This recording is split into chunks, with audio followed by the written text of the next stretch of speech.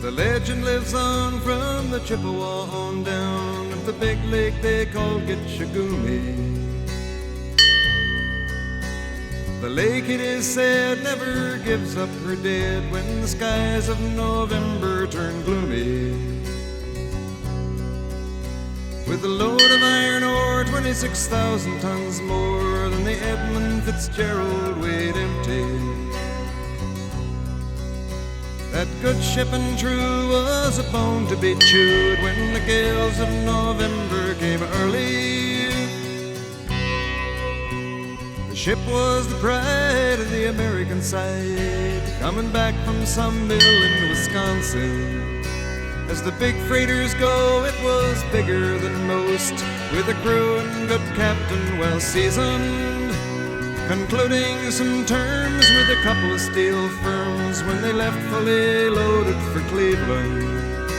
Then later that night when the ship's bell rang, could it be the north wind they'd been feeling?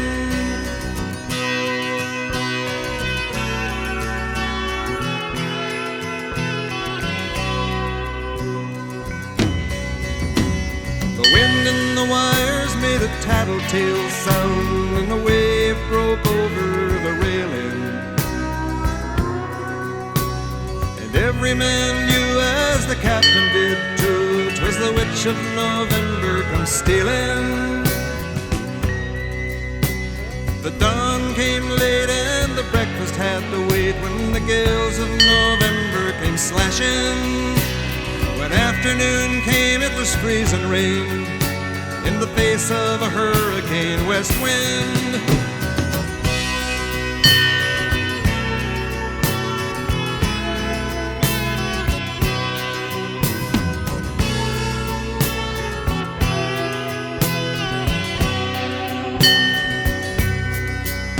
When supper time came, the old cook came on deck saying, "Fellas, it's too rough to feed you."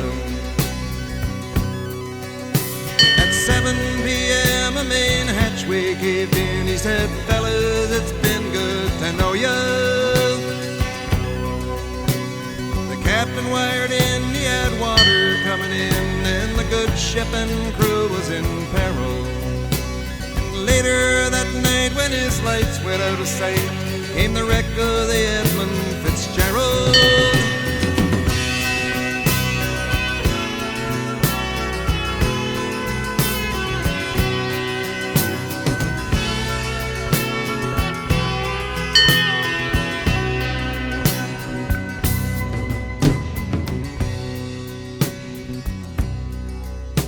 Does anyone know where the love of God goes when the waves turn the minutes to hours? The searchers all say they'd have made Whitefish Bay if they'd put 15 more miles behind her. They might have split up or they might have capsized. They may have broke deep and took water. And all that remains is the faces and the names of the wives and the sons and the daughters.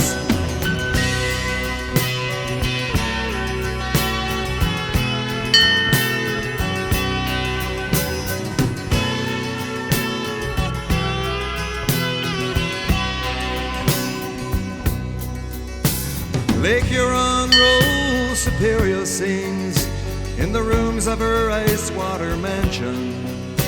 Old Michigan steams like a young man's dreams. The islands and bays are for sportsmen. And farther below, Lake Ontario takes in what Lake Erie can send her. The iron boats go, as the mariners all know, with the gales of November remembered.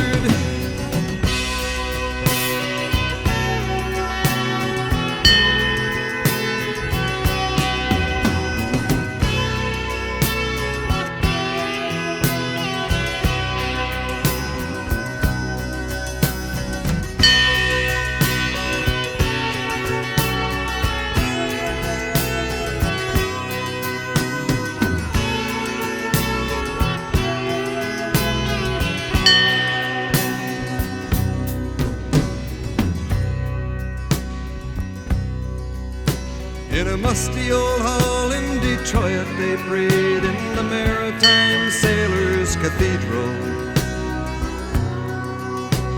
The church bell chimed till it rang 29 times for each man on the Edmund Fitzgerald. The legend lives on from the Chippewa down of the big lake they call Gitchagumi. Superior, they said, never gives up her dead when the gales of November come early.